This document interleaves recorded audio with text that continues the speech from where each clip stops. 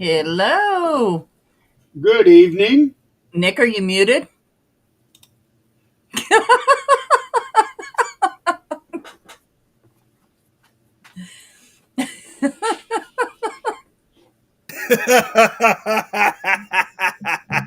There we go. Oh my gosh, every time. Yeah, really.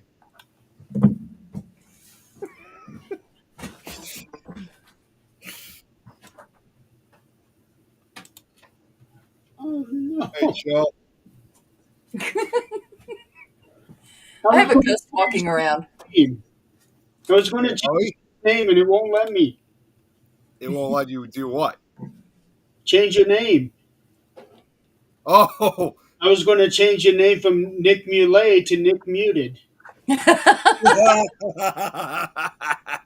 I mean, should be able to click on the corner of the video. I think No, No, it says not allowed to change name of collaborators. that's bizarre. yeah, that's never happened before. Yeah. All That right, is not good. working on getting this thing shared out. Hey, Tom. Hello, everybody. What? I gotta move out that dryer this weekend. There's a lot of shit back there. Okay. So, Add it to the honeydew list. Um, so there's been a lot of things going on this week. As of today, we now have a new pope. That's correct. Have a new what? Oh, yeah. New Yeah. Pope. I was like, wait, what? Wait. Yeah, Oh, the, the this is history, actually, because this is the first American.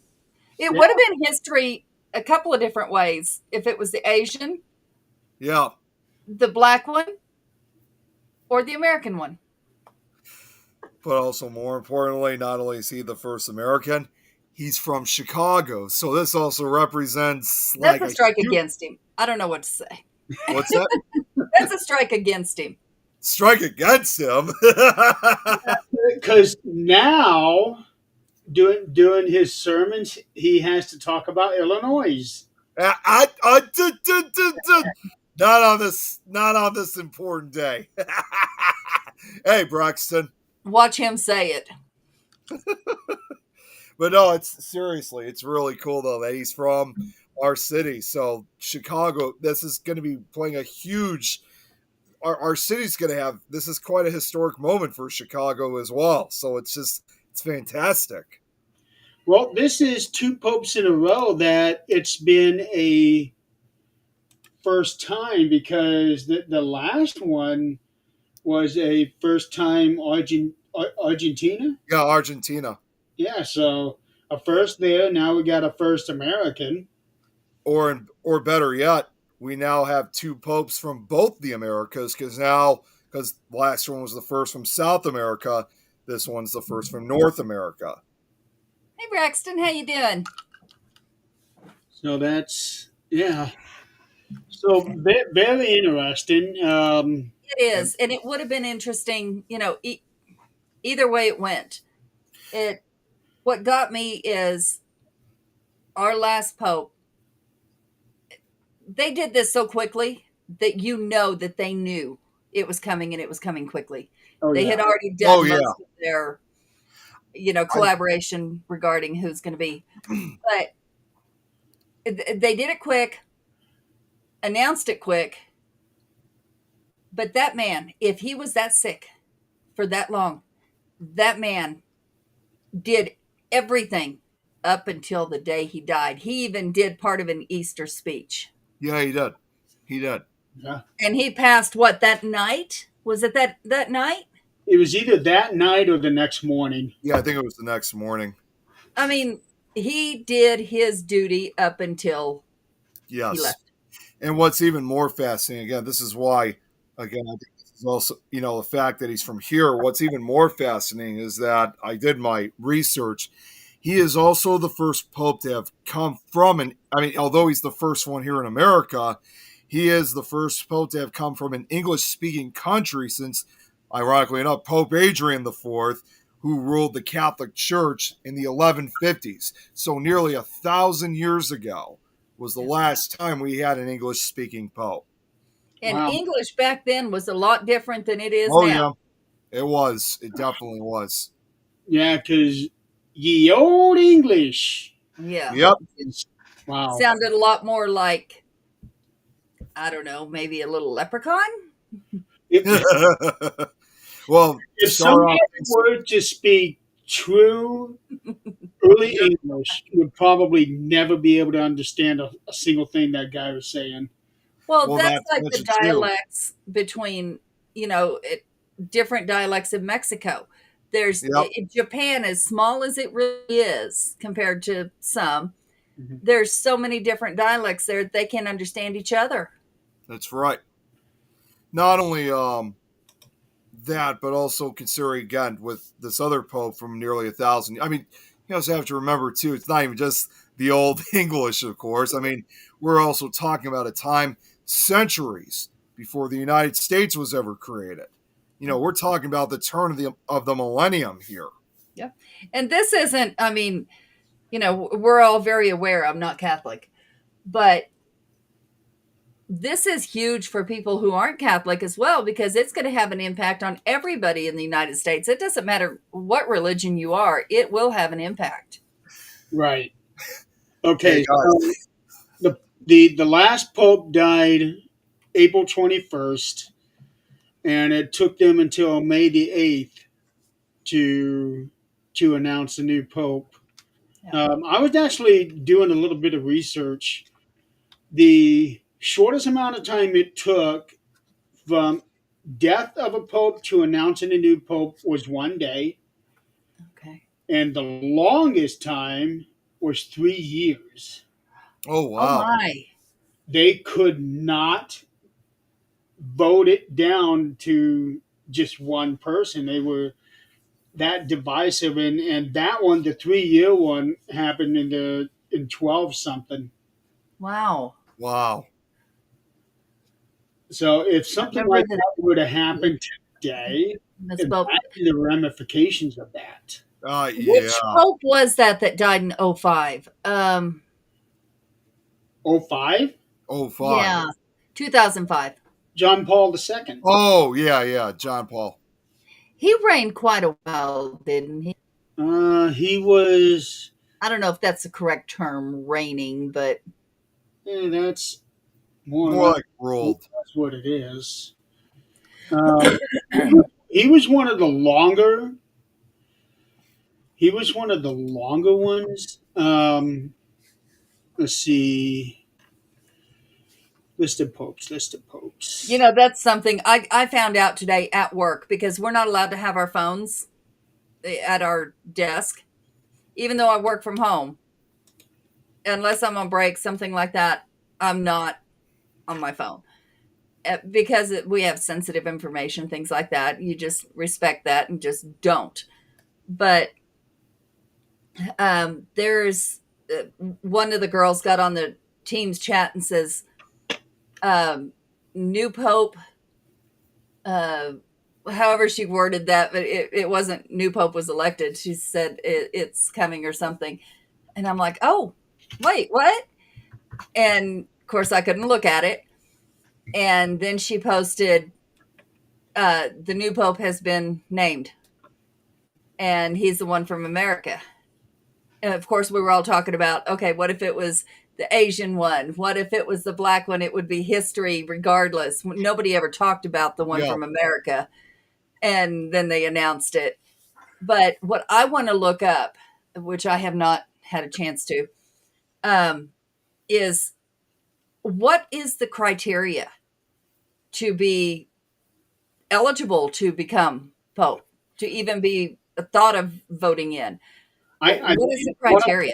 I think one of them is you have to be a cardinal. That's what I was going to say. A good majority of them are cardinals previously. Because this guy right here that was elected today, he just became a cardinal 2 years ago. Yes. Wow, that's Yeah, pretty quick yeah. step up. I think he became one of the. I mean, at least in this day and age, I mean, one of our biggest cardinals we had here in Chicago. Although he not only just, interestingly enough, he not only just lived here in the United States. I mean, it turned out that he also for a number of years lived down in Peru. He has both American and Peru citizenship. Okay. So, but yeah, it was only the last 2 years he became a cardinal, and he became basically one of our most notorious ones we've had in quite a long time. Okay, John. Yeah, and age. That's another thing. Like our Right. president, what age do you have to be?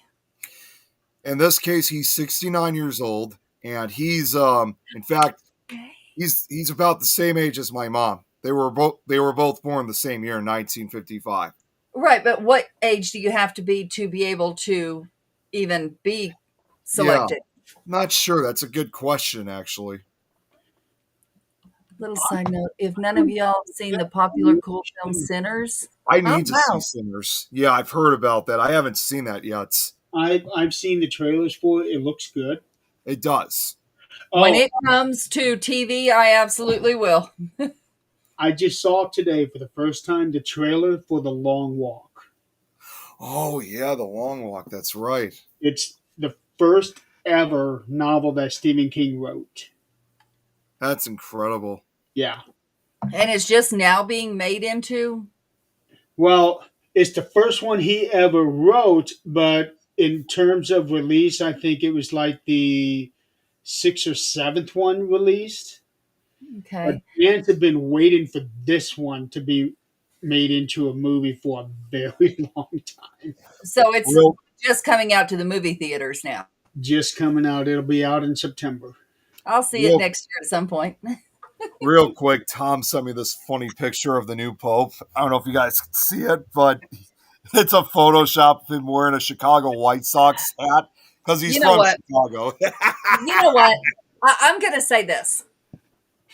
I do not agree with the pictures that came out. I saw it this morning, Oh, maybe yesterday, of our president wearing the Pope yes. outfit. Yep. Yep. Oh, that's been out for about a week now. Yeah, for I well only over saw a it week. today. I do not Oh, agree yeah, with it's that been going on for a few days. at all. But here's what I am going to say. Everybody knows my stance on politics, but why? Why must we down the Pope?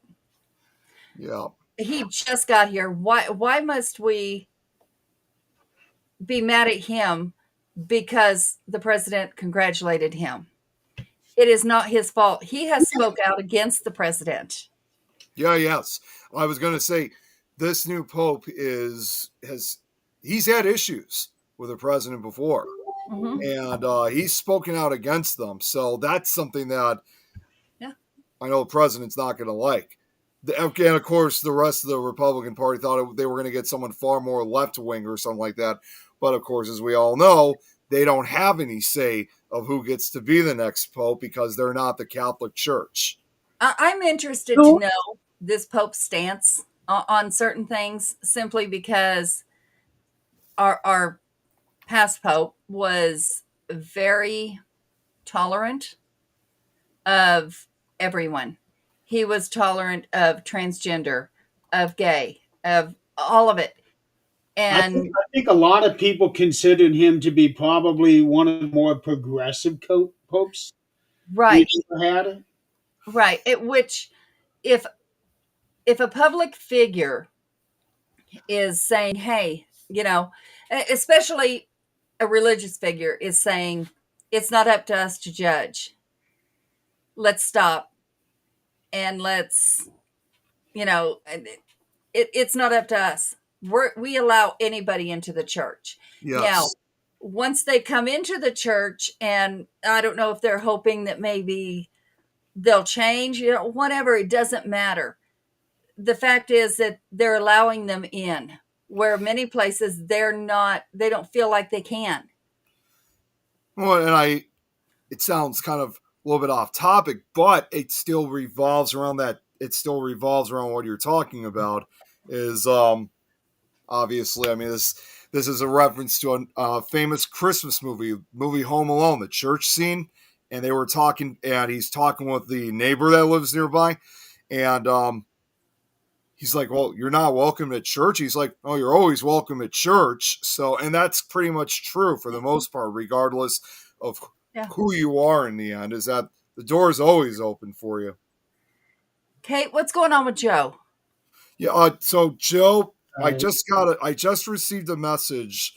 Give me a second here while I'm looking. He said that his wife got admitted to the hospital and it's serious, and Truck's still there with her. So that's all the information that. That's all. Who's still there with her? I guess the Truck. I mean, there's a little bit of a mistype, but Truck's still there with her. That's all I have. He didn't say anything else. Well, we send our love to Joe. Yes. Yeah. And his wife, of course. Kate was actually messaging me right before we got to the show, and I was going to ask you guys if it was because this was something Kate suggested, is because it sounded like Joe needed to talk with someone. So I was going to ask if it was possible to bring Joe on, just to chat with us, but it doesn't look like he's in the chat anymore. Well, and that's something he may not want to do that publicly. Right. If he needs to talk to someone, any one of us, message us. We are here. It's, we're family. Exactly. Yeah, I have not been paying attention to messages. Have been practically working almost right up to. I didn't get any messages regarding this, so I don't know. It was primarily in the Fear Fans chat, so that's why you didn't get it. But Makes sense. Yeah, but the information right now is very scarce. Makes sense, and he may not know much right now. Yes. Yeah, so not knowing that's the scary part, right? I know. That is the worst, guaranteed. If we don't hear anything else, I mean, before the show's over tonight, I'm probably gonna give him a call just to check up to see how he's doing. Yeah, absolutely, and let us know if he needs anything. We're here. Yes. Real quick, I just decided to look it up. The question is about like how old you have to be in order to be a pope. Uh-huh. So here's what I got. Turns out there's no fixed minimum age to become pope, but there are other requirements. To be eligible, a person must be baptized, confirmed, male, Catholic, with no canonical impediments. While anyone baptized can be chosen, the pope is typically chosen from among the cardinals, like we just said, who are usually in their 60s or older. However, this is interesting. The youngest pope in history was reportedly Pope Benedict. What? I'm not always good with these Roman numeral numbers. What's the IX? Anyone know what that number is? 9. Okay. 9. So Pope Benedict IX, he was, get this, between 12 and 20 years old when he first became pope. But of course, it says currently cardinals over 80 are not allowed to vote in the conclave, which chooses the new pope. But yeah, oldest one. So there's been a kid that had centuries ago that was an actual pope. I get that, just because there are kings that ruled that were, set on the throne at 12 years old. I'm sorry, that is not okay. That they cannot rule. It's the parent that rules, or it's their whoever is advising them that rules, and that is not okay. None of that is okay. No. Well, a man does not grow his damn brain until he's 22, 25. Yeah, and he was A only woman does not grow her brain until she at least 19, 20. And at that point, it's barely there. No. You have to have life experience. He ruled between October of 1032 and July of 1048. So he ruled for like almost 20 years. And he died relatively young too. When he died in either December of 1055 or January of 1056. He was, again, at that time, I mean, obviously back then it would have been old, but obviously by modern looks, he was still pretty young. Yeah. For at that time when he passed away, he was only 43 years old, Wow. and he was Hey. also the only person to have been pope more than once. Okay, that makes sense, Braxton. Hey, mute yourself. Listen to Tim, Tom. Oh my God, I've got Tim on the brain because I just watched his show. Listen to Tom. He may have a premonition there. Go ahead and mute yourself and call him. Just make sure he's okay. Oh, I consider it done. I hate when one of our people have issues. That's the scariest part. Yeah, and especially if you can't actually be there. I know. And remember when you and I were at the cemetery with Zach? Yep. And we got the call about Tim going into the hospital. Yep. Well, same with you. When you went in, it's like, we got to do something from here, but what? At that point, there was nothing that could be done. Not at that point. No, but you still want to be there to see what's going on. So this Benedict IX, this was 1,000 years ago. So they wouldn't have any idea about, the growth of the brain at that time. Why they even chose a kid. So apparently he was Pope 3 times. So that's unheard of. Well, okay, I can understand that, Braxton, because if they're a fierce warrior, somebody is looking for a safe place and somebody to guard them. Okay, I can get that. That I understand. Who was the... Okay, King Tut. How old was he? I want to say he was very young. I want to say he was 21 when he died. Right. And he was, of course, this was 1332 BC. Their life expectancy was not great. It wasn't, and he was 9. He was what 9. Evidence was shown is that he had mental abilities too. Oh, of course he did, because back then, if you were of any royal blood, they wanted to keep it royal blood, and the way they kept it royal blood was incest. And so I'm sure. And that was, yeah, they didn't know then that definitely was not the answer. Well, and it goes back to when you live on a farm, you watch the animals. Back then, that's all they had was animals around them to watch. Okay. When you watch the animals, they don't breed with their brothers and sisters. I thought they did. Some will, but they come out probably deceased. If not, very awful side effects. We really are animals. Yeah, we're human, but we're animals. Yes, we are. Our instincts are animals. So the shoes found in his tomb were made. I never got that far on that. I know Zach knows all about that because we listen to those books going to sleep. I go to sleep. I'm not listening. Both his parents were cousins. I got this list of popes here. So it goes from John 29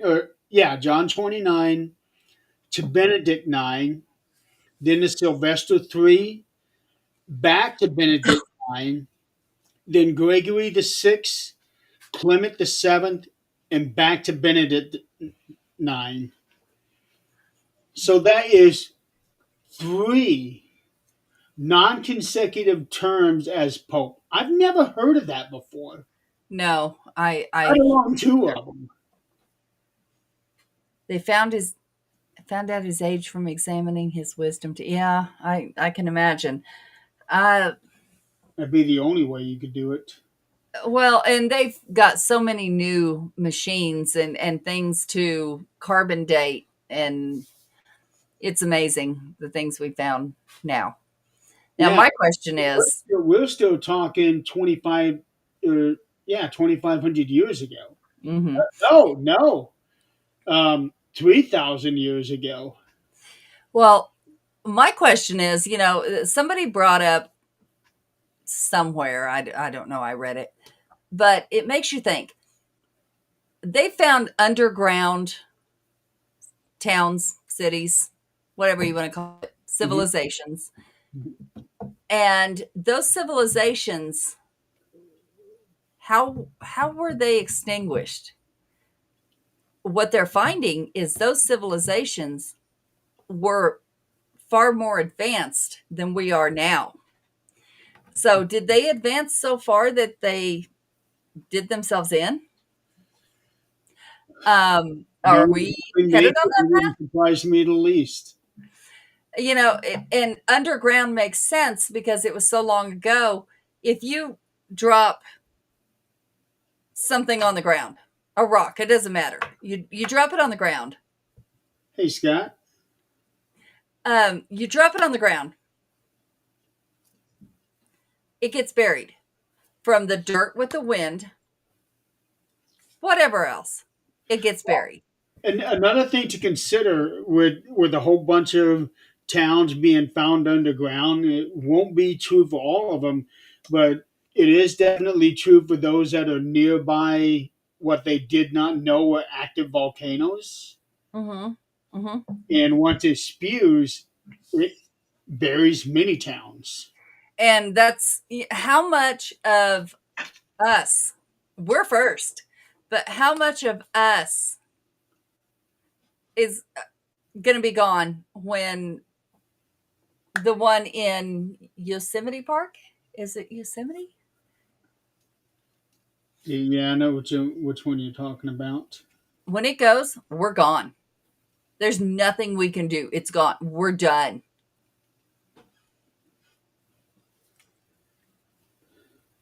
Howie, of course. Maybe what do you even need to ask? Just type.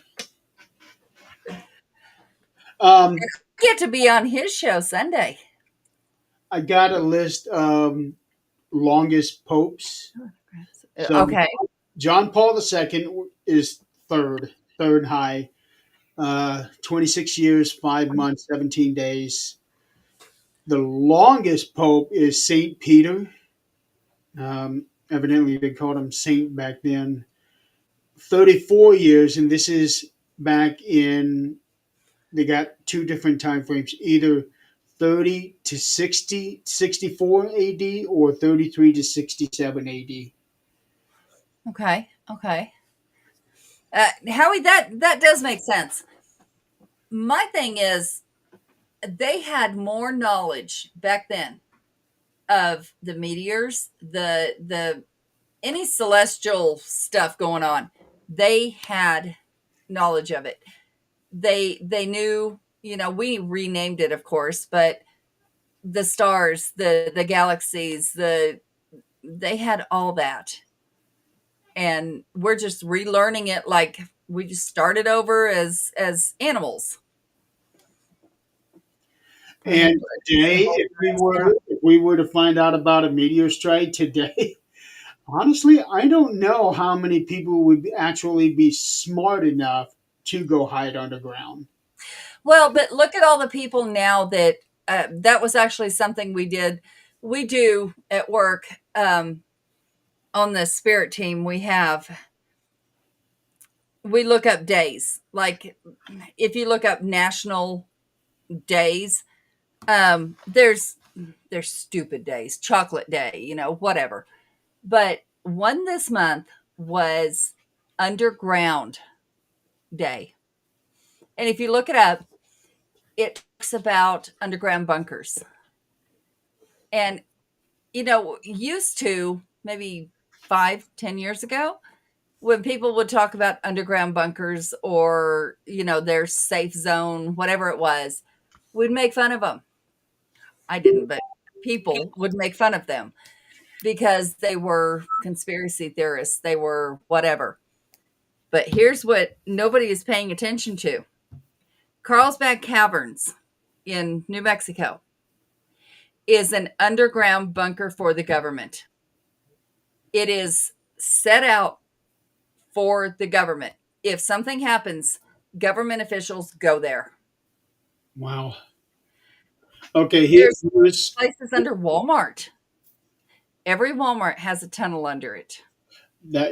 We were talking about that last week, I think. Okay, here's another interesting fact. So the Saint Peter, he was the first pope, the very first one. They didn't start referring to them as popes until Boniface II, and he was the 55th pope. So Okay. everybody before him were Saint whatever. So I don't know. I starting, disagree with that because saint, okay, well, their Jesus, definition of saint then would be right, vastly different from how we think of them now. But right, we right. started using And the term pope in 530 with Boniface II. yeah, and Guys, energy. That's what we're going back to is following our energy, paying attention to energy. I guess we call it people waking up, whole different than what people are calling the woke. That's a whole different thing that we're not getting into. But Oh, wait a you minute. know, waking up as far as what's around us, how our energy can affect other things. I may actually be incorrect on that one here because I'm going through the list. There are several popes later on, and even up to John Paul II. They're being referred to as saint. So they're probably given sainthood, and that's why they are listed as Saint Peter, Saint Linus, and Saint this and Saint that. I know they have to perform miracles of some sort to be a saint.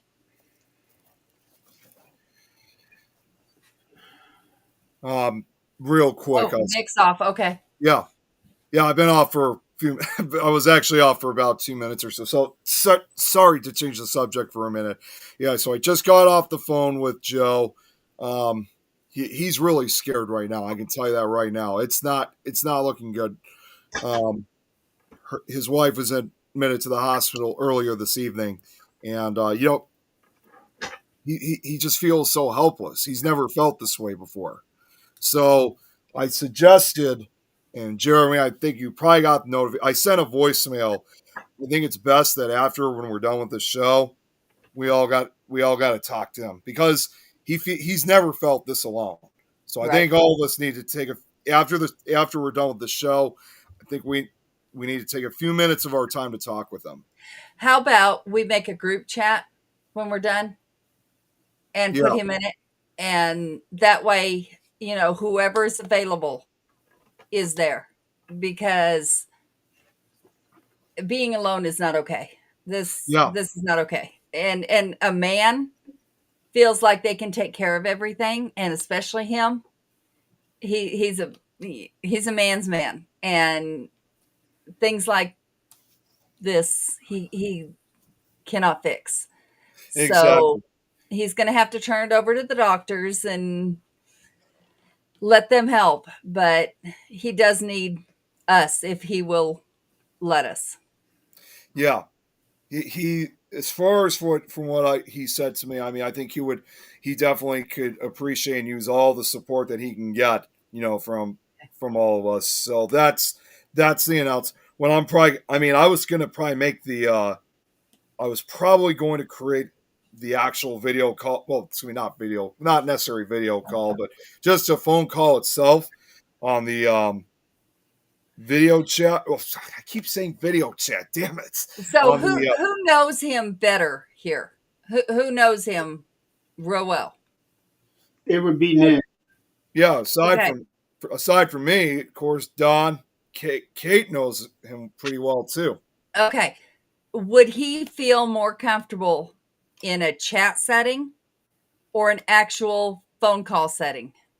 He may not be able to answer questions or be able to talk openly in a phone call if he's next to her. He may not want to say what he's feeling and let her hear it. It's kind of hard to say. I mean, it sounded like he was open to like just like a phone call because this was just what I was thinking was when you were actually talking to someone. Is he even with her right now? No, I think he's to start off. Okay, Kate's well, going to call. Okay, Kate, condition. let us know, kind of get a feel for what he might be comfortable with. Yeah, He Kate. can't do message that. because of his condition. Okay, Yeah, just let us know how we can help. I'm going to put it that way. Let us know what we can do. that was the other thing he mentioned too was because he couldn't message. So it sounded like a call was probably the best thing for him. And plus, when you're actually talking to someone on the phone, you're actually at least talking to someone. When you're chatting, it's just typing a few words. You're not actually really experiencing that person's feelings then. Yeah, well, it depends on the situation that you're in. If he was in there with her, I wouldn't want, if it was Zach, I wouldn't want him to hear my concerns. Well, so that's what I'm asking. Is he actually with her in the same room, or is he having to wait in the lobby area, or waiting room, or somewhere I away from her? It sounded like to me that he was waiting in the lobby area because he said he was. I by don't like himself. that. I don't like that. No, I'm definitely getting very concerned for him and his wife. Well, we're going to be there regardless of what Yes. happens. We will send all the good vibes, all the good energy we can, but we'll be there. Yes. That's all we can do. They Absolutely. just took a trip together.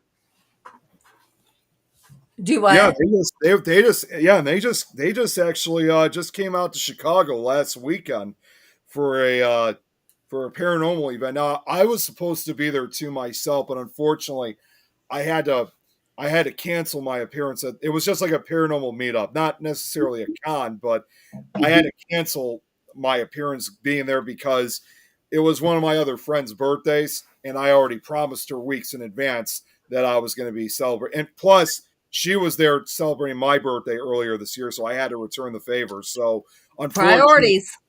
what's that? You did Priorities. it. Nick, Yeah. Nick to you again. Yeah. So, Put something on that wall. what's on the wall? I'm telling you, put something on the wall. You did it to me again. What did I do?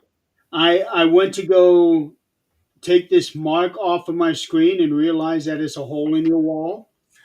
Oh, it's a nail. Oh, this? Yes. Yep. No, actually, that's not a nail at all. That's they're like stickers. That's how I put the decorations up. Put something on it. Remove it. If I do, then it's probably going to leave a mark on the wall. Put something on There it. is a mark on the wall. Yeah. Put something I'll on have to find it. something. Not to scratch at my screen. I'll have to find something. But That- I mean, hey, it's the that first time you reminds guys me. are also seeing the basement normal in a long. No flashing lights this time. Yes, and I'm very thankful for that. Hey, you guys don't have to worry about that again now until 4th of July. What was it? Earlier this week. Anyway, my bird is in my office with me. Okay. I have 2 computer screens I work on. My bird decides it's going to face away from me and shit on my screen. Okay. So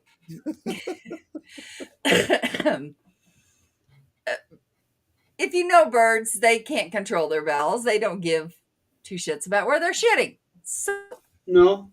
it shits right down my screen. I grab something, I wipe it. I go get alcohol. I clean it the rest of the way off. I'm looking at my screen and I see a dot. So I'm wiping. It doesn't come off. Okay. I'll wait till I turn it off. See what's going on. It was just a pixel that went out. Whatever. But Oh, I've got a few of those on this screen here. it's like, and that's what I think of when I see his screen with that black on there. It's like, there's a piece of shit on there here. Mhm. There's bird shit on your screen, Nick. No, it's bird shit on his wall. It's on our screen.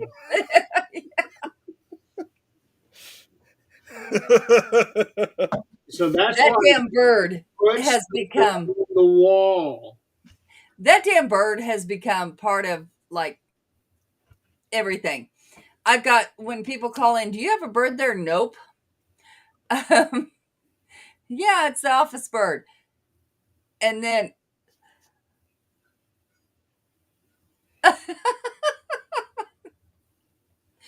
well, I don't want the running beak because that means they're on their way out.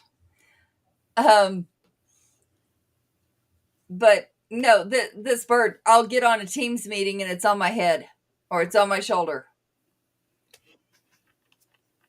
It has to make an appearance or it's just not a meeting.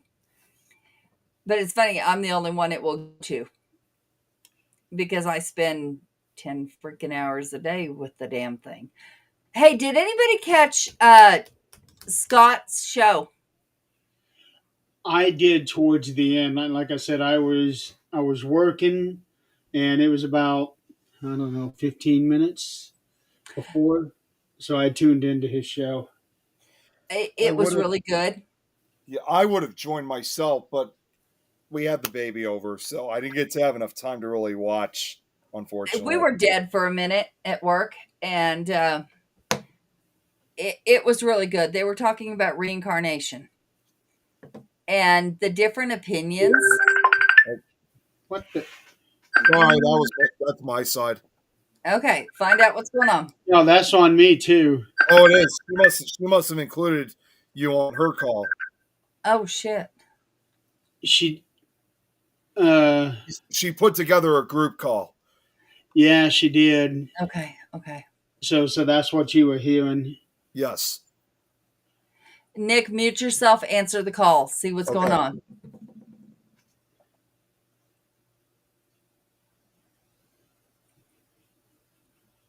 Real life happens before shows happen.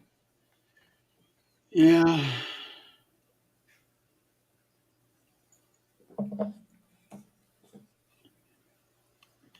I feel bad that I had to decline that. Well, he'll tell him. He'll tell him that we're on the show. What? Huh? Hold on. He'll let us know.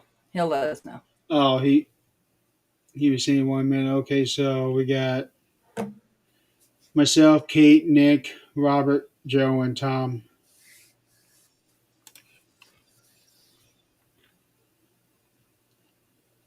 Just make sure he's got someone to talk to. I'm the only one in that group that didn't answer the call. Well, Now that makes me so bad. this is kind of the only way we're going to know what's going on. Yeah, it is. He said he'll be back. Okay.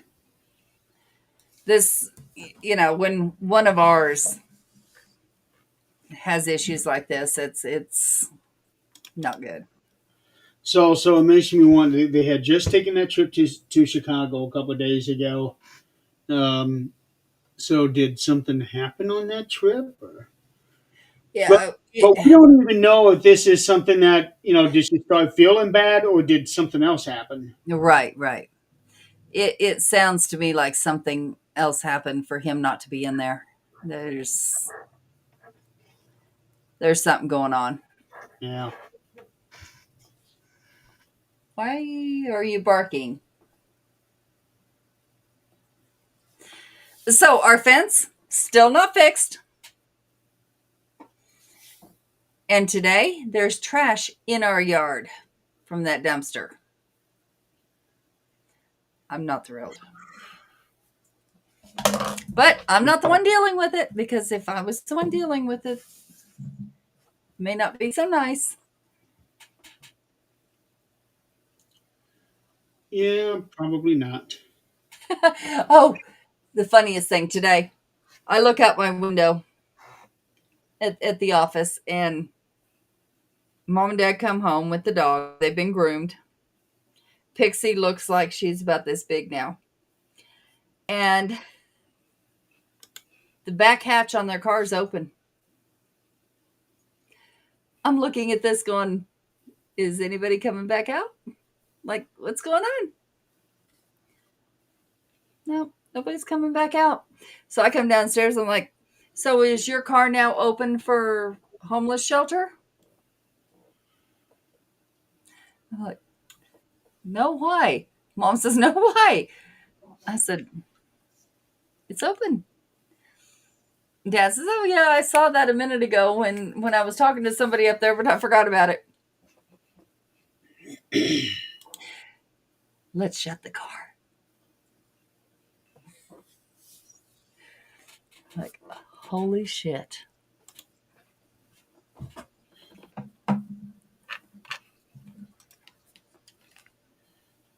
Oh, Well, you get something? no, not from that. Um, they're putting out more of the Pope pictures. Oh, And, people have opinions that which everybody should have an opinion. That's fine. But let's be nice. there are some people out there that are incapable of being nice. I'm starting to believe that. I really am. No, I've known that for years. There are I still some hold that people. thought that everybody is capable of being nice if they choose to be. Yeah, but they don't. Well, Because it takes more effort to be nice than it is to be a dick. it it does. It does. And it's hard, but you know, sometimes it's great to have an opinion. Everybody should. So that way, and everybody should voice their opinion. But they don't need to change everybody else's. Just listen to everybody's opinion, take it. Maybe you change your mind, maybe you don't, but listen to it at least. Yeah, there's a right way and a wrong way of giving your opinion. Yeah, yeah. Stating this is the only opinion is incorrect. Right. Um, like for example, let's say movies. What is the greatest movie of all time, and why is it Citizen Kane? Comments like I'm thinking. Now, granted, it has been listed, voted numerous times on several polls. That movie has been voted to be the greatest movie of all time. Which means many people like it. That's great. Yeah. And and some people may not for one certain reason. Who knows what it is? Well, I Like want find that movie and watch it myself because I'm very curious. What is it really about? Yeah. And Why? then you're built up to think it's the best thing in the world, and you're going, I've seen better. Well, it is a 1940 movie. Okay. Now, I tend to look down on movies back then. Citizen Kane, because I don't particularly care too much for those kinds of movies because, for one, a lot of them are too unrealistic in terms of how people are acting. Yeah. Uh, Two, it's sort of like a minimal approach to it, what you see, minimal visual. Yeah. Um, like today's, it's what you see is what's really out there. In those movies, what you see, not so much. Well, yeah, but back then, that's when they made laws that if you look up your own state laws are ridiculous. Like if you spit on the sidewalk, you're arrested, or it is illegal to screw a goat in your bathtub. Okay, I what Yeah, happened? I remember seeing something like that, and I'm thinking, there's no way that could actually be a law. Oh, it's a law. Yeah. But what happened to make that a law? How many people did something that dumb to make this an actual law? Well, look at the warning labels on certain items out there. Natural selection should take over, but that's a whole different story. We're watching Hell on Wheels right now, and that movie, it's slow going, but it really makes you think about what happened back then when the railroad was actually built, when it hit from north to south and connected. And one of the strangest things I'm seeing on there is the women. There was women who were married and with their husbands that were out there. There were whores, and the whores were the low lives of anything. But all the men went there after their workday and paid them. But if they passed away, anything happened to them, they didn't even get a proper burial. They were the lowlifes. Something isn't making sense. No, but think about the time period it was. Yeah, yeah, but It was it also really during, makes you. it was also during that time period that you can just shoot somebody, kill them, It, and nothing would happen to you. yeah. And at the end of this series is when things started did happen. They started paying attention, and if somebody was killed, like in one part of the movie, they killed a whore. Well, of course, the law's not going to take care of that. There's no laws in this little town. So it's not a town, it was a bunch of workers.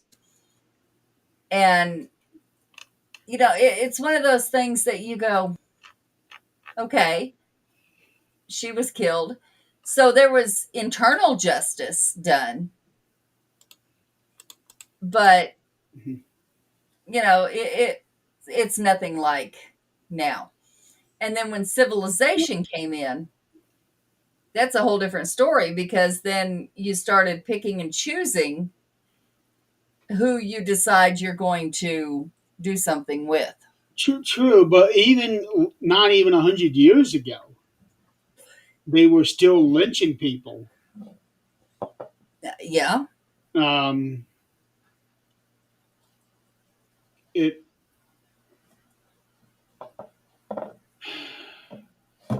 it's amazing how far we've come from 100 years ago, but at the same time, it's amazing how too far we've come. Yeah. Yeah. There's a line, and we have crossed it. We have danced over it, and we have jumped over it. We've stomped on it. Yeah. But, is this what happened to the last civilization? I don't know. Anything is possible. Yeah. Yeah. And that's like Scott's show. It's one of those things of there's so many opinions, but what we all agree on is anybody that's ever talked to a spirit, seen a spirit, communicated at all, you cannot get the answer of what happens when you die. That is not an answer any of us have gotten.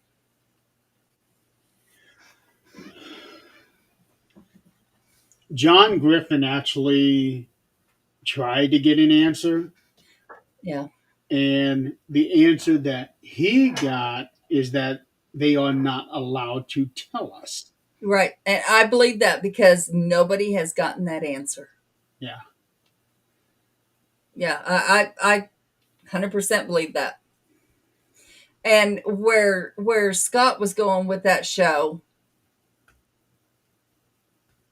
was they were talking about the biblical part of that show, of the what reincarnation. The Bible does not talk about reincarnation, but it does talk about the separation of spirit, body, soul, body, and there was another one, but um, it leads you to They believe. also mentioned that Bible was written by man.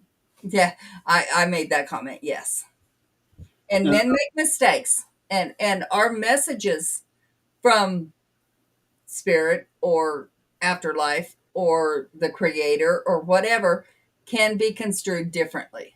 yeah, I actually made the comment that if I am reincarnated, I like to be on a different planet in a different galaxy. If that exists, yes. I I don't see why it wouldn't exist because there is no possible way that we are the only planet to No. have intelligent life. And how intelligent are we really?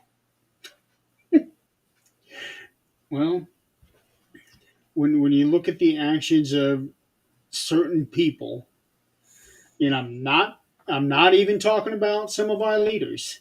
No, no, just people in general. Yeah, when you look at the action of people, not that intelligent. For example, and I'm not going to be saying this is the right thing, this is the wrong thing, but there was a video that was making the rounds yesterday or 2 days ago, but it was Secretary of Defense. I think it was Secretary of Defense. Let me. Okay, yeah, Pete Hegseth. There was a video of him saying that we are no longer going to be using pronouns. We are no longer going to be this climate thing. He was taking the really out there stuff, Hmm. and he was including pronouns and that stuff. And he says that shit ends or something like that. Hmm. Um,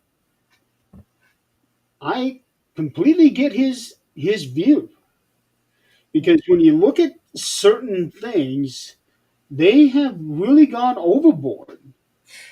Yeah, yeah. And people are creating things. Now, I don't get into the pronouns or whatever. Here's where my issue lies. Here in Greeley, and I don't know how many other places, California, I'm sure, because we're just right there. Um, the schools have litter boxes for kids that identify as cats to use. Yeah, I've got a problem with that too. My problem with that is, I'm going to tell you what, my kids come to me and say, I identify as a cat. Great. I'm going to open that damn can of cat food.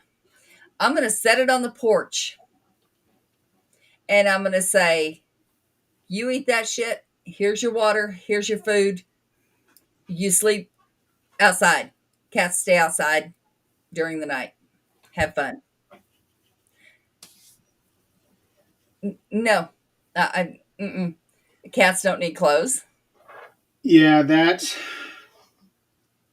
I just don't get it. I I don't get that either, except for we have allowed people to identify as anything other than human. There was one person out there, guy or a girl, that was doing all of these modifications to make look like a cat. Right. Doing the extra thick eyebrows. Oh yeah. Um, Oh yeah. Yeah, and that's all fine and great, but if you want to identify as that, you go live like that. yeah. Now, if you want to identify yourself as a non-binary, I don't give a shit. Right. Go ahead. I understand that. That's Yeah. fine. But an animal, Yeah, that's a problem. I there has to be a line, and at what point do we draw that line, and where do we allow people to cross it and not cross it? If we allow them to cross it, anything is possible. Well, the problem is a lot of people out there, too many people, are afraid they're going to be offending somebody. Uh, yeah, Now, I get it. I don't care to offend somebody one way or the other, no, but there has to be a time where you got to be firm with people, yeah, and if it yeah. hurts their feelings, well, Welcome to the world, because your feelings are going to get hurt. yeah, yeah. Nick, what'd you find out? You're muted.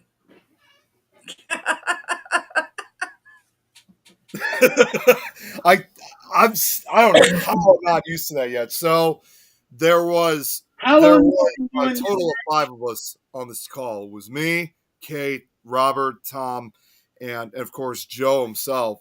Yeah, I And was he the only basically, one that was not in that thing. yeah. Well, it sounds like we're going to be making eventually another phone call sometime in the next. I don't know exactly. It could happen next few minutes. It could happen next hour. I have no clue. But he says that we suggested to him at one point about, because she's at the local hospital right now, and we thought, is there a way to maybe have her transferred to like more closer to downtown Madison, but it sounds like I guess it was the insurance or something that couldn't cover that or something like that. And essentially, this was also the hospital. I think he did say that did save his life 30 years ago when he had cancer. So right now, there's just I think one of his kids has just came in, so he's with one of his sons right now. So he's not by himself. That's a good start. But why does insurance always have to be an issue? I don't know why, but it's like, for God's sakes, this is like either like, this is a hospital. I've always learned that you worry about the medical expenses later. Right now, it's trying to have someone get better or save their life, essentially. So, do we know how critical this is? What's going on? It sounded like I don't want to alarm anyone necessarily because obviously I know it can be deadly, but there's other times where it's not deadly. Is that it was basically some kind of infection, I guess she had, that entered her bloodstream. Okay. And if I'm thinking correctly, because when I joined in the call, the call was already in progress, so I didn't hear anything before that. But it sounded like her blood was starting to become. Again, I don't want to say it incorrectly. I'm just telling you guys what I heard. It sounded like she was starting to become septic. Okay. That's which I know if you become septic early, I did hear that it can be very treatable, Right. which Right. thank goodness she was sent to the hospital as soon as she did, because it could have been way worse had she waited. So When did you first start feeling symptoms? it happened earlier today. She was Okay, on her good. way to work. Good. Okay. That's Yeah, so this just happened within literally the last few hours. So again, thank goodness that she got sent to the hospital as quickly as she could to be treated. And I know you guys probably didn't talk about this.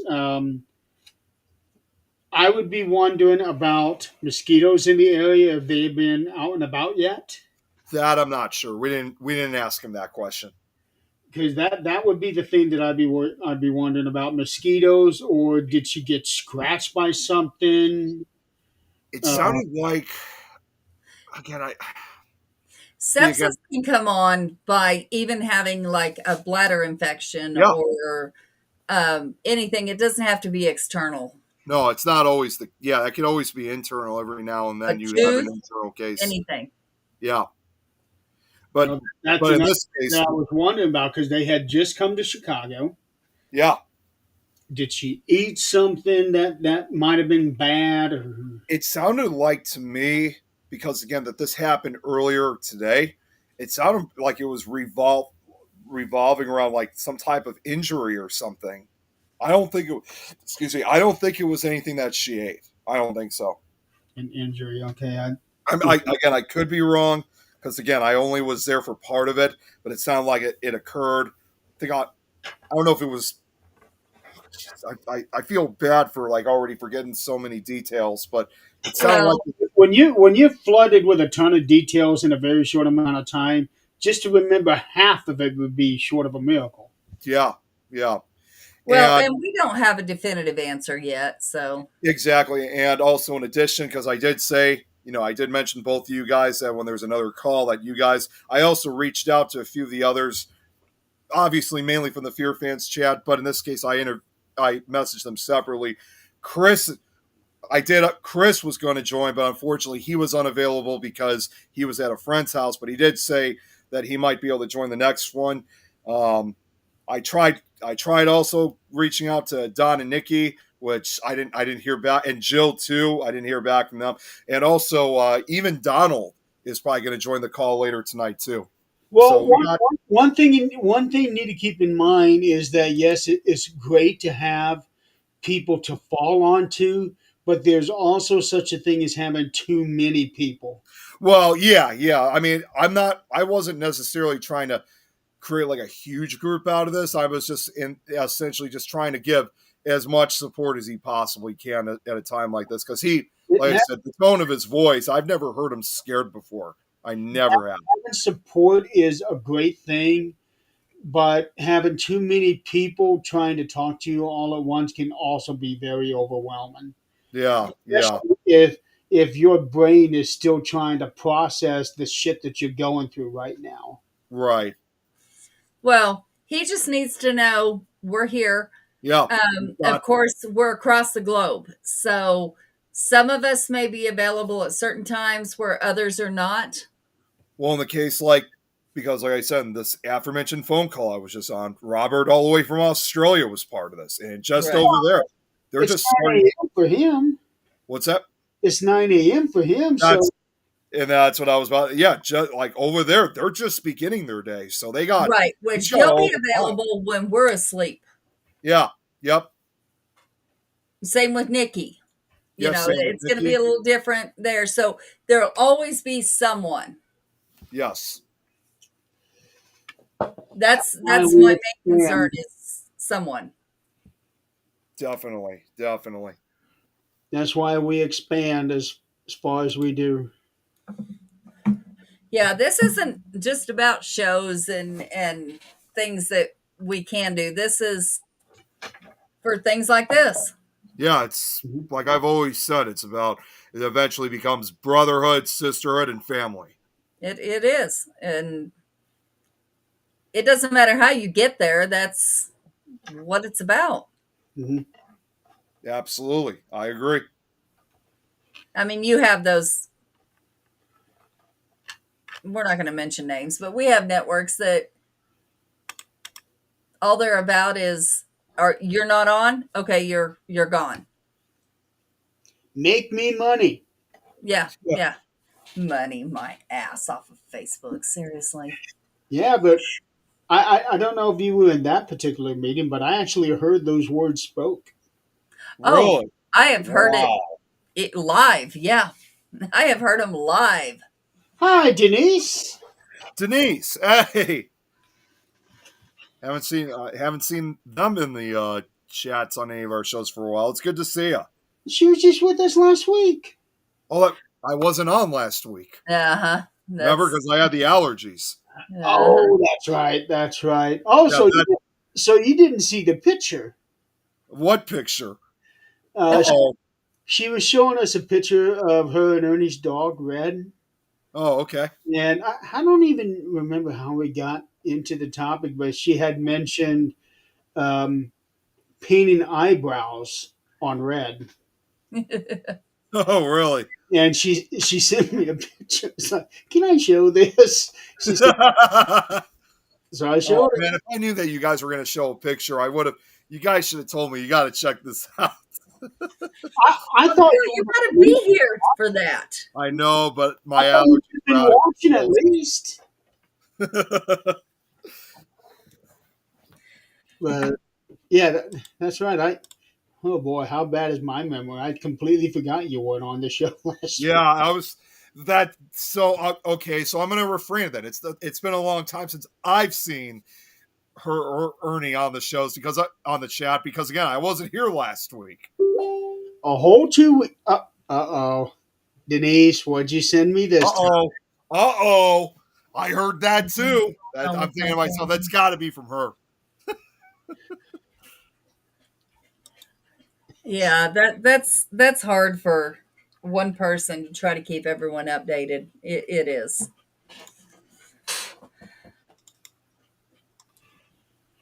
Red has a slumber party tomorrow night. Ooh, that should sound fun. Yeah, and Denise, I'm showing this picture. I'm not even going to ask. No, this I I gotta see. What do we got? What do we got? oh, wait, hang on. And also, right after that, I'd like to respond to what Tom said. I just did. Oh, you did? Okay, I'm sorry. I was so distracted with Denise, I wasn't even paying attention to what you were saying. Oh wow, open hearts. Damn, Yeah, everyone's going to the hospital. yeah, really. Well, Yeah, what I said was it's really hard for one person to give information to everyone when they're trying to do their own thing.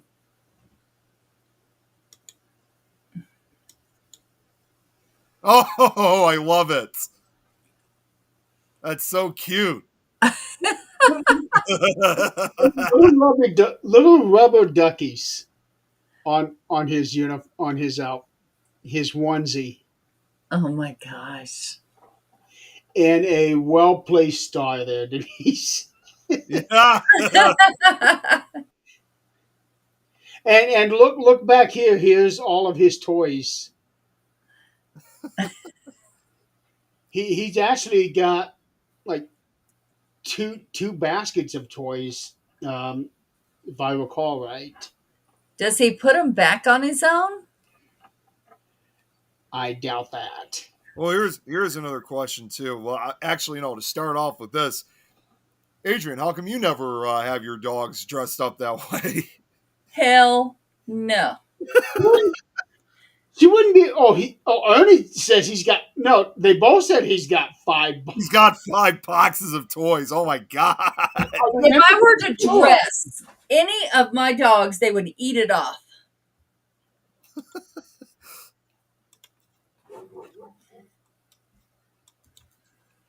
Yeah, these dogs, oh my gosh. We have started putting, because it's raining now, we have started putting sheets on our couches and chairs. Yeah, Assholes are eating the sheets, biting holes in them and eating them. Jeez. Yeah. And if I had any less heart than I did, there's one dog that would go back to the pound where I found him. Ghost. Oh, Ernie's here too. Mm-hmm. Brett is not spoiled at all. No, not at all. That's not the biggest load of bullshit I've ever. I was going to say, no, of course not. He looks completely innocent. But well, here's the thing: Red actually is innocent. I wish I could have said that myself when I had the opportunity to go down, which I still regret not going down with you, Jeremy, almost 2 years ago. Yeah, and you even teased us you were going with. I really thought I was going to go, and now I absolutely regret it. I would have honestly traded being down there with you guys than what I was, because I had a shitty weekend at work that weekend. Work sucks, don't it? It does. Responsibilities suck. We had a great time. They took me to this really cool pizza place the first night that I was there, and then either the next night or the night after that, they took me to. Well, there was a whole bunch of us that met up at Red Yeti. That place is cool as hell. But yeah, as far as Red goes, yeah, he's spoiled, but he's also one of those dogs that deserves the spoilage he gets. I know it's never too late, Denise. I really want to head down there. Trust me, I really do. Just responding what Denise said. I really want to try to get down there this year if I can. I don't That know. area is gorgeous. It is. It is. When out there in Fort Duffield, that was just that alone is worth it. Yeah. I mean, any historical site is absolutely worth going to, but I lived in Kentucky there, and that area is just gorgeous. I know that they have that pencil drawing of the fort Yeah. of what it would have looked like across the river. I think they showed it to me, but it would be so cool because I know back then they actually had photography. It Yeah. would be so cool if they could find some actual photographs from Mhm. that time. There's got to be at least a few pictures out there. I mean, hopefully if there were, hopefully they have survived long enough so we could see them. But there's got to be at least a few out there, one way or another. I haven't, Denise. Haunted Where is that at? episode. I saw it was pretty good because when they were out there at the same time we had that eclipse. Mm. And they were integrating the eclipse into their investigation. Now, I was trying to do the same thing out here, trying to see if like any of my EMFs would go off during the eclipse, but the problem was I was just outside of Thank you. that totality that they had. Okay. If I had driven maybe 1 hour south of me, I would have been in it. Okay. It did get dark, but it was more like a 7 p.m. sun is already down, Yeah. but not dark. Yeah. It's so strange. I have all my kids' locations saved on my weather channel, because obviously Oklahoma and Kansas get tornadoes and Yep. all kinds of crazy stuff.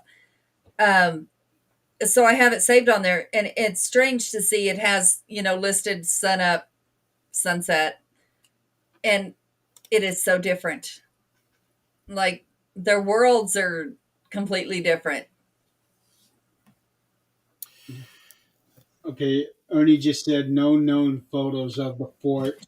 Do you want Gravy? Are known to exist. I know. That's a shame. Well, it's interesting. I'm surprised because I don't know if I ever told you guys this, but again, interestingly, here in Chicago, in one of the park areas, we got Lincoln Park, which, has always been a very popular spot for both residents and tourists alike. Well, long before Lincoln Park, was ever created, there actually used to be a Civil War fort right in that area, which was this case, it was called Fort Douglas. And it's interesting how Ernie said there's no known photos of Fort Duffield like during the early days. Well, Fort Douglas, in the other case, there are a few photographs of it. And it was a relatively large fort. And it was primarily used, obviously, as a prisoner of war camp, for Confederates that were captured. Many of these soldiers were known to have had died within the fort. And get this, like typical of a lot of these forts, many of those that died were later buried in a mass grave. To this day, they're still uncovering bones. And we're talking about here. It's just like Adrian, in your case, it's just like Cheeseman Park in a way, Yeah. where you have families going around, kids playing on playgrounds and stuff, not realizing the dark history of that area.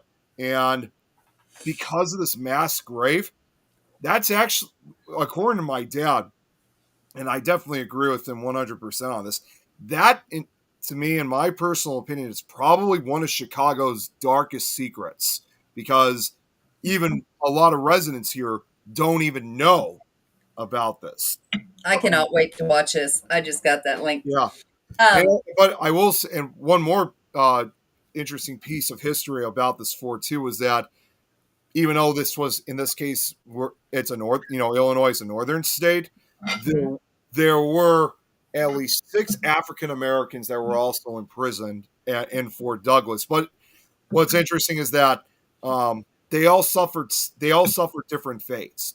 3 of them were eventually released. 2 of them, nobody knows what happened to them, and at least 1 died. So it has quite the history in that area. But that's well,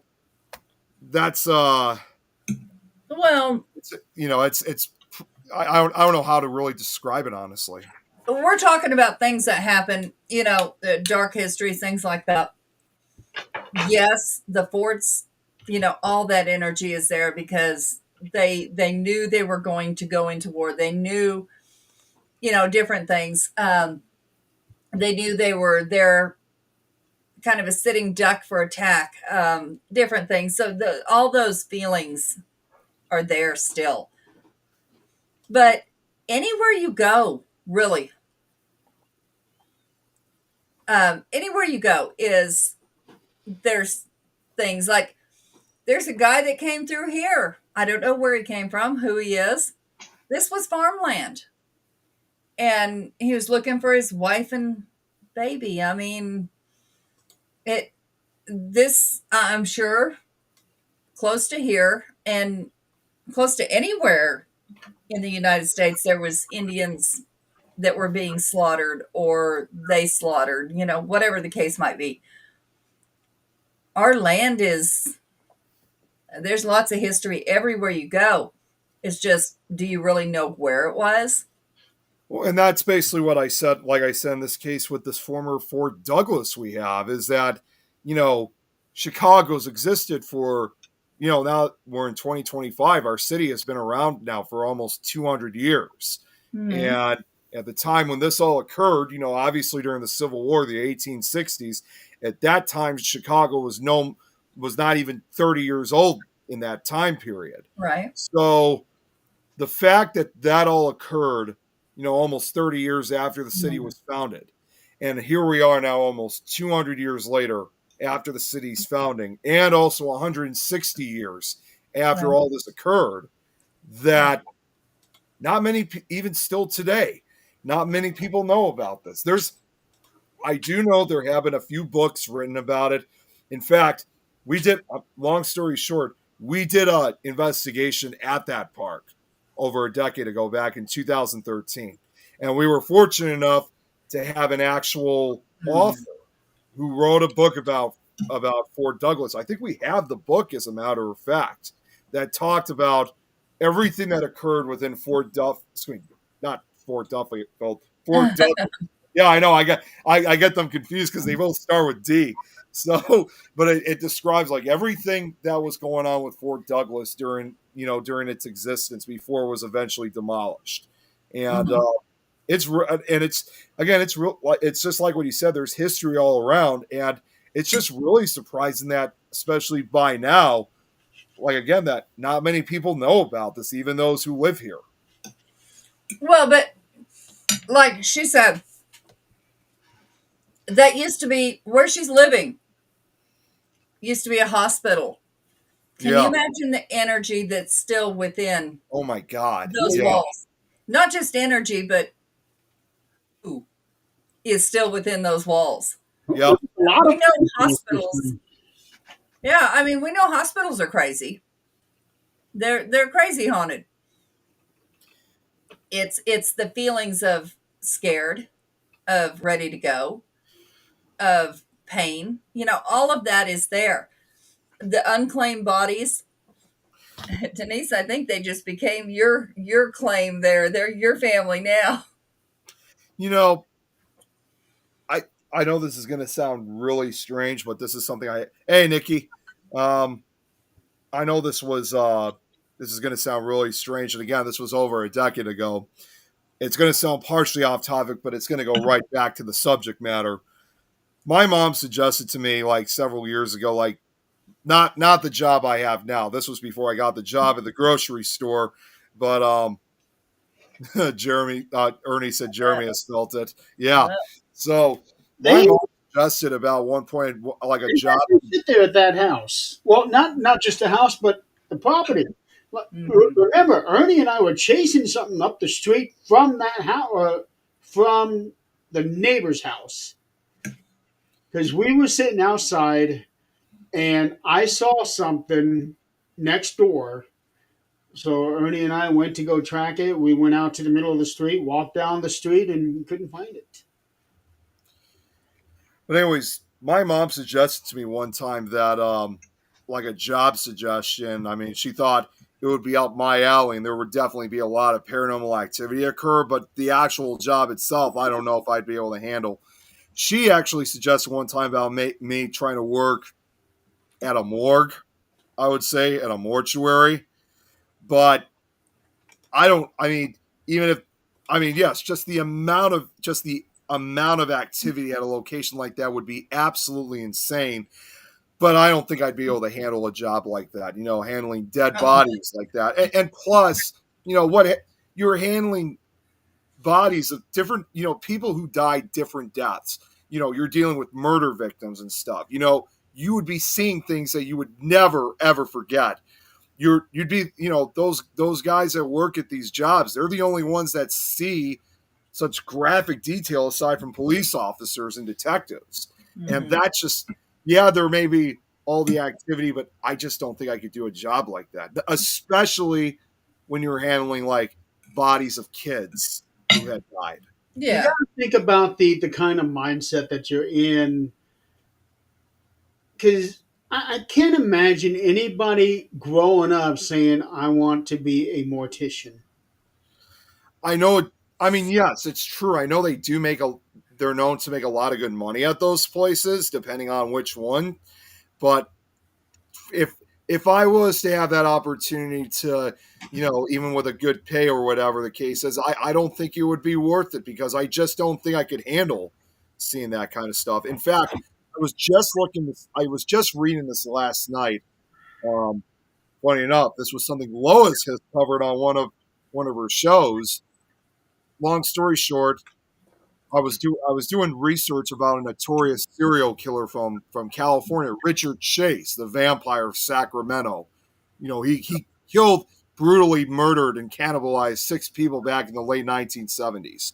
And one of the first victims, I'm not going to go into full detail, one of the first victims was just mutilated beyond recognition. I mean, it was a horrible, horrible death. And one of the detectives later said that just the expression she had on this, and this woman was like only 22 years old when she was murdered and 3 months pregnant. So the detective at one point said that he just remembered seeing the terrified expression on her face when investigating the crime scene, and he said that terrifying expression on this woman's face, it haunted him for years. Oh, I bet. Seeing that, and in fact, so I just don't know if I'd be able to handle something like that. You know, it's because then the morticians have to see that themselves, but it's different for them because they eventually become desensitized by it. But for someone like myself, I don't think I could handle seeing that kind of stuff because that would be, in my personal opinion, a true place for nightmares to constantly flood your mind for years. We're in a way desensitized with TV because things are very graphic on TV. Yeah, but there's a difference in knowing that what you're seeing on TV is not real and seeing something actually in person. Yeah. Yeah, so I don't know if you all are friends with she goes by FBI Unsolved. Yep, I know who that is. Okay, so in November, I don't remember. She died. She literally died. She just came out of the hospital not long ago. She was 123 pounds when this happened. She was 63 pounds when she died. Hey, Jan's in the chat. Hi, Jan. He is now running. Who? Who? And that explains it. I hadn't seen her post anything in a long time, and I just now. Yeah, she died. And, but the reason I even brought this up, the story, so she had. Well, show us here that she's back. She is back. She died. And we're talking about back. Jan or? No. Oh, I'm sorry. FBI Unsolved. Oh, FBI. Okay. I was getting confused because, like, just the way you were thinking, are we talking about FBI or Jan? That freaked me out there for a second. If that happened to Jan, I would not be here. Oh, but, yeah. No. She's a mortician, and she had a baby. She picked up a baby. On the way, the baby started crying. It was deceased. Oh, jeez. And she heard it. She saw it. And I don't remember how the story ended, like how it quit. But it was still deceased through the whole thing. Wow. And that was, we were asking her scariest experiences with the morgue. That was one of them. And that's another reason why I just don't think I'd be able to see something like that. It's just they don't all do that. They don't all do that, but that would be something that you would never forget. Well, and that's like the case I said about this woman that was killed by Richard Chase back in the 70s, that it haunted a detective for years. He said it was one of the worst he had seen in like 20 or 30 years of police work. And what's even more horrifying, and we see this time and time again, especially with murders like this, is this woman, because like I said, she was pregnant when she was murdered. She was married too. Imagine like what her husband, he was away at work.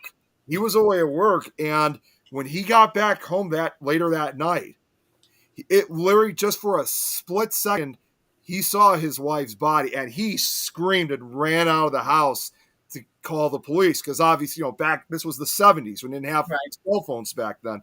So he didn't even see full graphic detail of what happened to his wife, because as soon as he saw, it's like as soon as he saw her laying on the floor, he knew something terribly was wrong. And his parents later, he called his parents too to come over immediately. He did not want his parents to see their daughter-in-law's body, but unfortunately they did anyway. And I mean, I don't know in this case if, because I'm sure the parents would obviously be older, so I don't even know if they'd still be alive today, or even the case with this widow. But one thing tells me for sure, if they are still alive today, even after 45 years that this all occurred, they probably never forgot the horrifying sight from that. Well, and you know, there are natural, like Jan and Denise are saying, there are natural things. Used to, you know, they bring people home in an airplane, or if they have to transport them, or military, or whatever the case might be.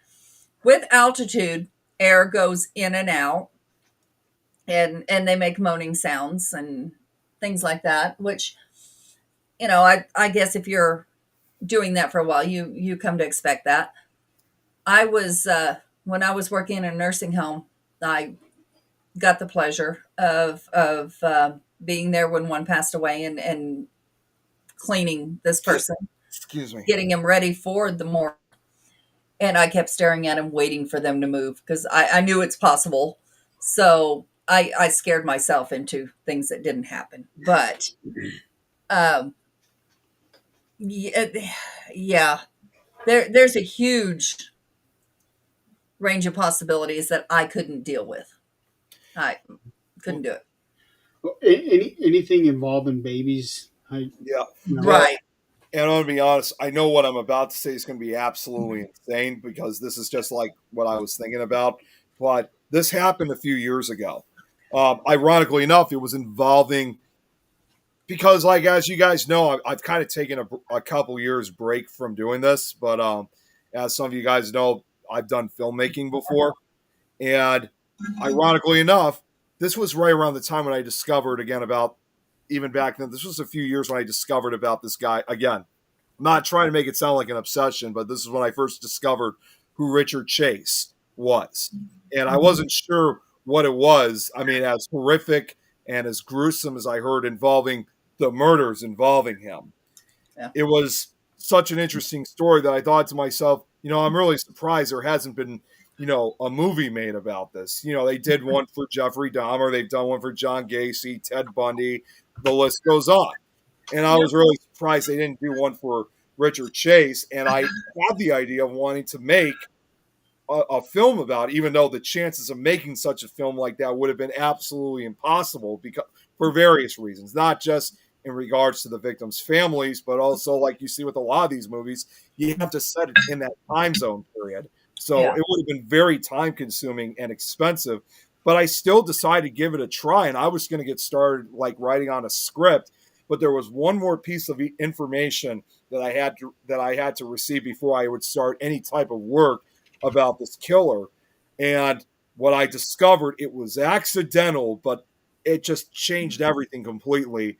What I had found was the actual crime photos of Richard Chase's victims. And I knew about I heard and read about the graphic details, but I never actually seen the photographs before.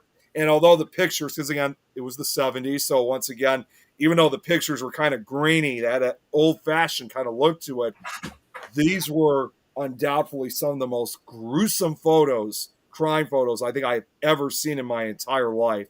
And that, thank goodness, the faces were covered up, because I don't think I'd be able to, that, just like the detective, I think it would have really haunted me from seeing that. So I'm so glad they blurred out the faces, but the rest of it was just so horrendous. And then after seeing those pictures, the idea of me wanting to make a movie about this, I changed my mind, because it was just something I just couldn't handle. Well, not every serial killer gets a movie. Yeah, I know. And I'm not trying to make it for like entertainment purposes. I was going to make it like a dramatization movie. As far as gruesome pictures out there, I don't think anything can be any more gruesome than that last victim of Jack the Ripper. Oh, yeah. Well, The only difference compared to these victims from Richard Chase and Jack the Ripper was those pictures. Because again, this was 1978. The pictures were in color compared to the Jack the Ripper pictures, which were in black and white. But they're still horrific pictures to look at. Yeah. Yeah. While Jan's in here, Jan, we need you to say some prayers. So we have one of our family, Joe.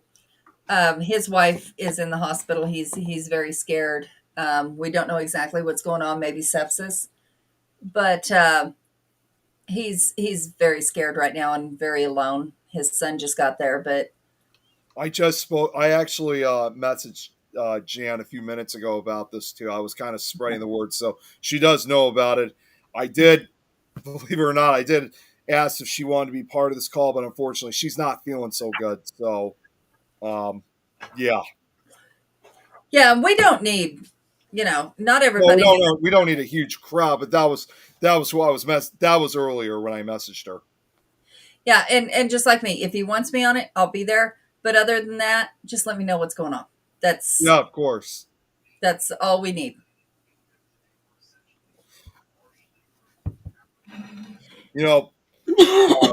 Yeah, so like I was gonna say in your response, like when you said, Adrian, yeah, it's just I guess it's just when you see like images like that, you just never ever forget something like that, and it haunts you for the longest time.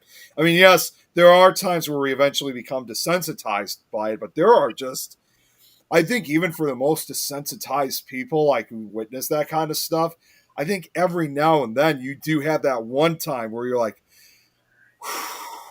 wow, this is like even Even where I normally. sensitize, it's you also got to stop and think, what did this person go through to get put into this? Yeah, the violence of it would have just been so intense. And yeah, what Ernie just said, the Black Dahlia crime scene pictures were pretty gruesome as well. That's what I remember when I think of Oh. crime scene photos. That's the one that pops up in my head. Well, interestingly enough, I'll just throw this out. With the Black Dahlia murder, they're actually suspecting, even though it was just an individual killing, especially involving, like the pictures, they're now suspecting that she may have actually been a victim of more of other murders just like that, because at around the same time, particularly in the 1930s, there was actually a notorious serial killer, which was known as the Cleveland Torso Murderer or the Cleveland Butcher, which murdered several people between like 1930 up till 1935. But were some murders that went as far back as the ninth. There were similar murders that went between the 1920s and 1950s, and it wasn't obviously in this case just in Ohio. It was occurring in other states, and they believe that the Black Dahlia may have been a victim of the Cleveland Torso, the same killer. What's also interesting too was that many of the victims that were killed almost the exact same way as the Black Dahlia. They were all cut up, dismembered, but also more importantly, the victims were primarily drifters that this person killed. And you have to remember, this was the Depression era. So these were people that got to take into account of copycat killers. Well, that's the other thing too. It could have also been more than one killer. It's very likely, but a lot of these victims were drifters. And you have to remember, this was the Depression era. So these were people like whoever this killer was targeting people that thought, no one's going to find them.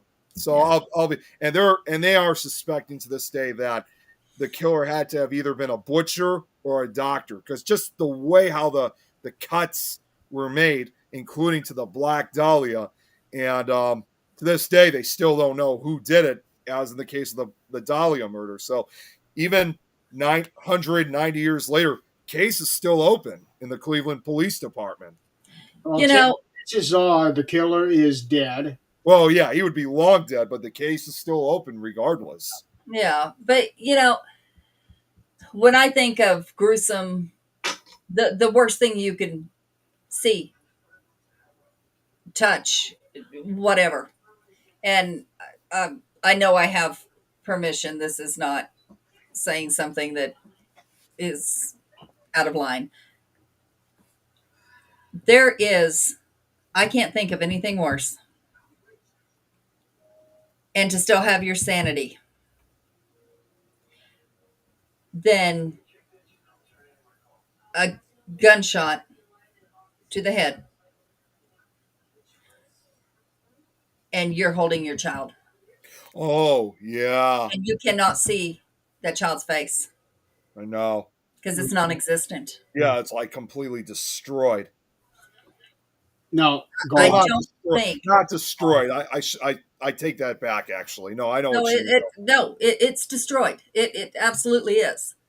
And with her, you don't have to tiptoe around that. She is very blunt about it. But here's the thing: we can see pictures and freak out. We can maybe walk up on a scene of somebody we don't know and be traumatized for life. But to hold your child, your family, your anybody you know, what would that do to you?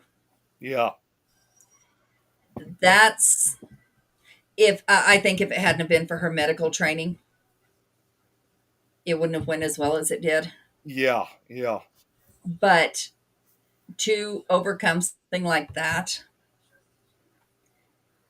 and I'm not going to say overcome because that's not even, you don't overcome it, but to be able to live with something like that and be able to help other people, be a compassionate person, and be sane. That, if I think about the worst thing that could ever happen, that would be it. And if I think about the best outcome of something like that, that would be it. yeah, yeah. Because she has no problem, none, Well, helping other people, being sane. Don't ask me how. well, I just wonder, like, how some people still manage to remain sane when they witness such horrific things like that. Because I forgot to mention this whole thing I was just talking about, this particular serial killer with the Cleveland Butcher.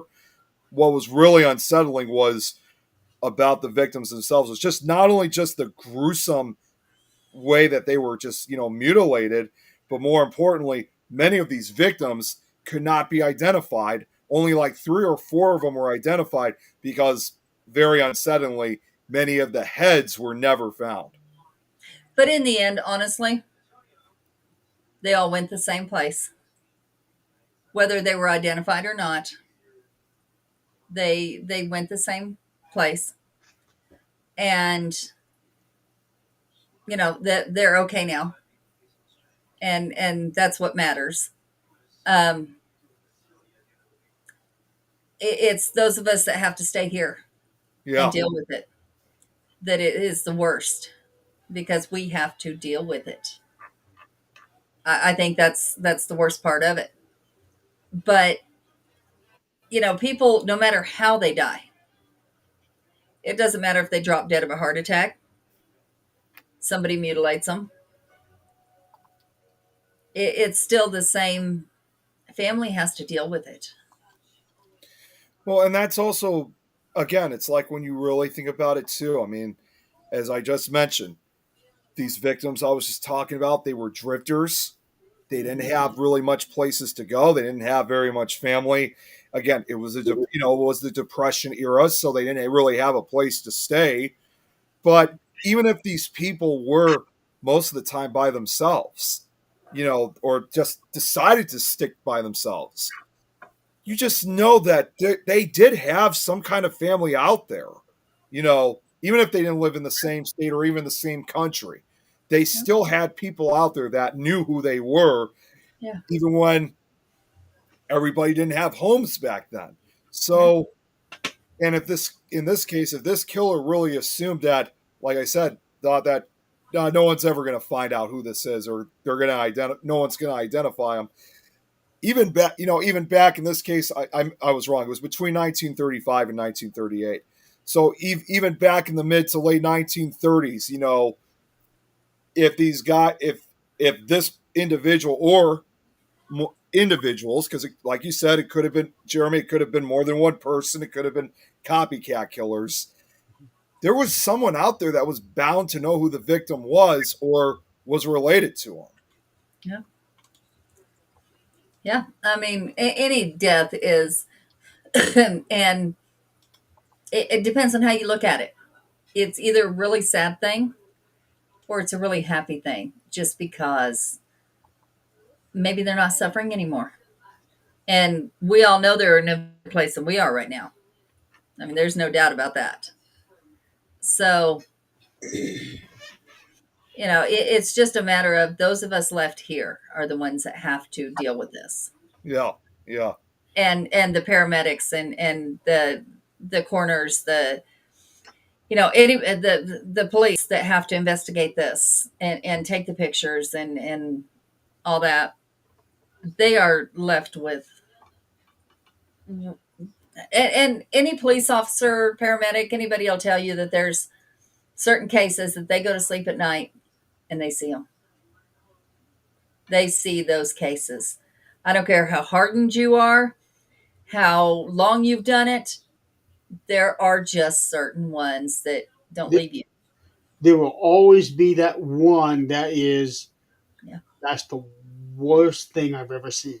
Well, and that's basically what I was explaining, is like, even when you're strongly desensitized, there's that one that really affects. And that's kind of, in a way, like how it was in the case with Richard Chase's victims, because I've seen other crime photos, maybe not as gruesome as this one was, aside from like maybe Jack the Ripper, but it's like what I said, I wanted to make a serious film regarding these actual murders. But then once I came across the crime photos, which was not my intention to begin with, it just felt like it took all the energy out of me. And I just thought to myself, like, I don't want to do this anymore. It's not just in respect to the victims and the victims' family, but there was just something so horrific just looking at those photographs. And when you see it again, other than blocking out the faces, when you see everything else in full graphic detail, it really sticks to you for a very long time. And just knowing, again, what these people must have had to endure, and also the fact, too, to a more crazy degree, like I said, he was called the Vampire of Sacramento. That's what I was just seeing, the vampire. Yeah, that's what he's known as. And that he actually cannibalized and drank his victim's blood, which is a whole nother level of ghoulish. So it was just an unbelievable.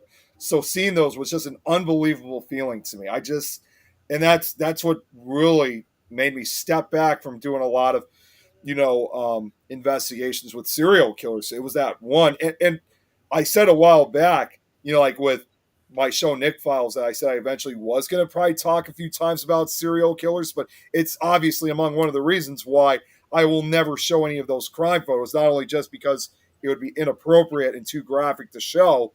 I just cannot bring myself showing that kind of stuff. Yeah. That particular killer would be the one that Tim and Scott would want to look at. Oh, yeah, I would definitely already know it. Oh, absolutely. And it's just, he had such an unsettling looking appearance to him. I mean, it's like he was the kind of guy that you did not want to see, like if you were walking down the street at night or something like that. I mean, if you saw anyone that looked remotely looking like him, I would literally say you turn the other way and run. And he just had all these crazy fantasies, like in his head, like thinking that his heart was stopping, his blood was turning into powder. It was just, he was just insane for the most part. And it just, I don't know what it was. And he chose his victims randomly. These were not like people that he knew at all. He just targeted them randomly. And there was an FBI agent that once asked him, saying how he chose his victims. He said he would go up to each house, testing out each door to see if it was unlocked. In his belief, if the door was locked, that means you're not welcome. So he would walk away. But if the door was unlocked, he saw it as an invitation to come inside. Wow. And that's why you should always have your doors locked. He pretty much, I would say, was the kind of guy that really did set the rule of keeping your doors locked, especially at night.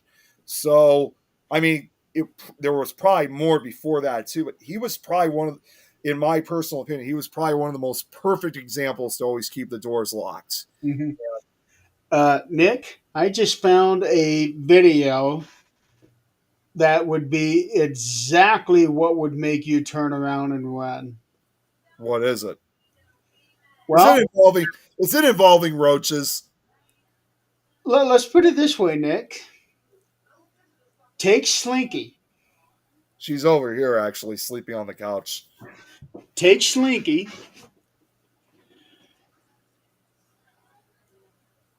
And think of a cockroach costume. Oh God. Hang on. I was gonna say that was loud. Yeah, well, hang on. It's better to show it.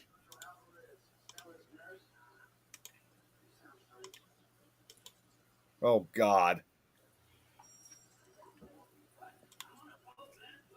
Oh God, no.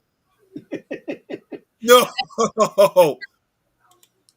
There it is. Oh, well, fortunately it ended. Are those cat costumes? No, those are cats in cockroach costumes. That's what I mean. Oh my God. Yeah. Yeah, I can tell you right now, Slinky would not approve of that. She does not want anything on her like that. Well, from the sound, it doesn't approve of anything. Oh yeah, you know she's always mean. All right, y'all, we're way past time. Yes, we are.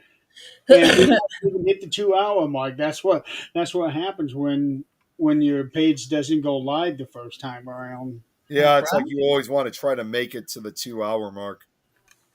Yeah. All right, folks, we are going to call it a night. It appears that the call is still going on, so I'm going to hop into that. Yeah, right. Well, Joe's not on it. It's just Kate, Tom, and Robert that are on. But most likely, as of right now, they're probably just talking Minecraft. But as soon as I see that, oh wait, Mark just joined the call. So yeah, we probably should get on to the call immediately. Just let me know what's going on. Yeah, of course. All right, so we are going to go ahead and call it a night, folks. Thank you so much for playing along with us, and we are going to find out what's going on with Joe and Tanya, Yeah. and we'll have an update next week. All right. In the meantime, have a good night, and also tell all you mothers out there too, have a good Mother's Day. That's right. Mother's Day on Sunday, and also on Sunday is Adrian's birthday. That's right. Yay. Happy early birthday. Yay. He will also be on the Orion Effect. That's right. So It should be an interesting weekend, huh? Yep. Yeah. 3 wonderful things, all for you. Hey, 3 times the charm. I'll take the 2 and just forget the 1. That way I don't get any older. No, you don't have that luxury. No, I don't. My body tells me that every day. Thank you, Tom. All right. Have a good night, everybody. We will see you next week. All right. Good night. Take care. Good night.